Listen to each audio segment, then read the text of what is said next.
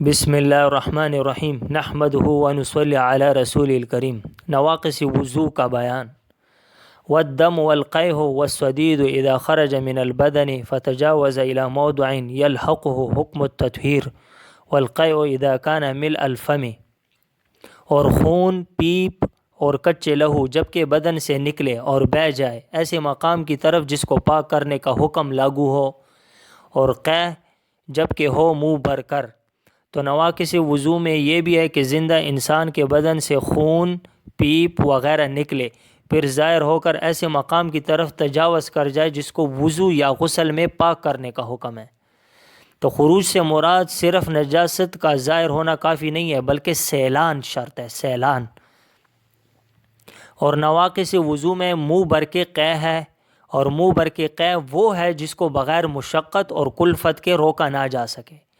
اب اس میں ائمہ کا اختلاف کیا ہے؟ تو سب سے پہلے امام مالک رحمۃ اللہ علیہ کے نزدیک صرف اس ناپاکی کے نکلنے سے وضو ٹوٹتا ہے جو خود بھی معتاد ہو، یعنی معتاد کا مطلب یہ ہے کہ وہ ناپاکی جو عام طور سے ہر انسان کے بدن سے نکلتی ہے، جیسے پیشاب پاخانہ، اور اس کا مخرج بھی معتاد ہو، یعنی سبیلین، لہٰذا خون، پیپ، کچے لہو، قیح وغیرہ سے وضو نہ ٹوٹے گا۔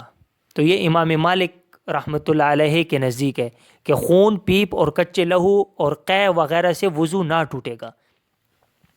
امام شافعی رحمۃ اللہ علیہ کے نزدیک مخرج کا معتاد ہونا تو ضروری ہے، لیکن خارج کا معتاد ہونا ضروری نہیں، اس لیے مذکورہ چیزوں سے وضو نہ ٹوٹے گا۔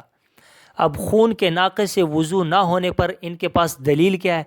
تو حضرت جابر رضی اللہ تعالیٰ عنہ کی روایت ہے کہ غزوہ ذات الرقاء میں حضرت عبادہ بن بشر کو 3 تیر لگے تھے، ان کے جسم سے خون بہہ رہا تھا اور وہ اسی حال میں نماز پڑھتے رہے۔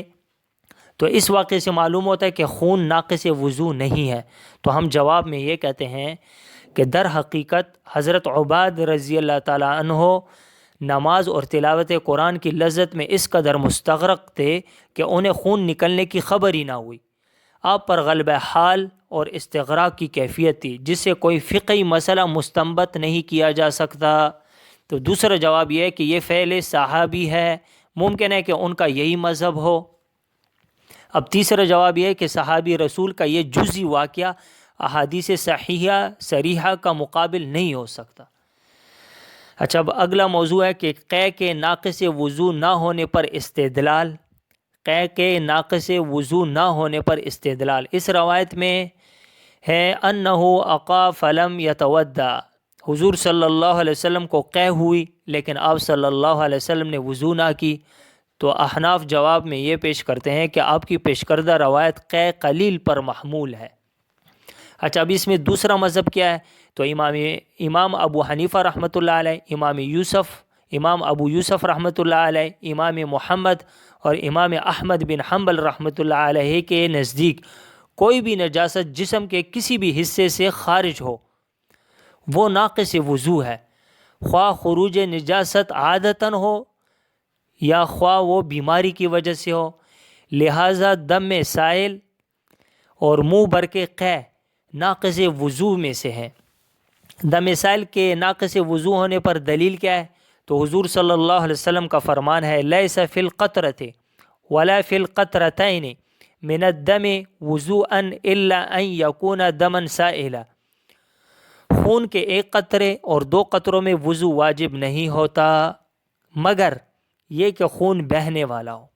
منہ بھر کے قیح کے ناقص وضو ہونے پر استدلال اس روایت سے ہے کہ جس کو حضرت علی رضی اللہ تعالیٰ نے نقل فرمایا کہ آپ صلی اللہ علیہ وسلم نے 7 چیزیں ناقص وضو ارشاد فرمائی، ان میں سے ایک منہ بھر کے قیح بھی ہے، کما قال علیہ السلام دسعتاً تملأ الفم، یعنی قیح، یعنی وہ قیح جو منہ بھر کے ہو۔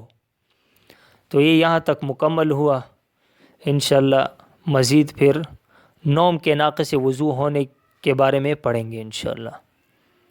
سبحان ربک رب العزت عما یصفون وسلام علی المرسلین والحمد للہ رب العالمین۔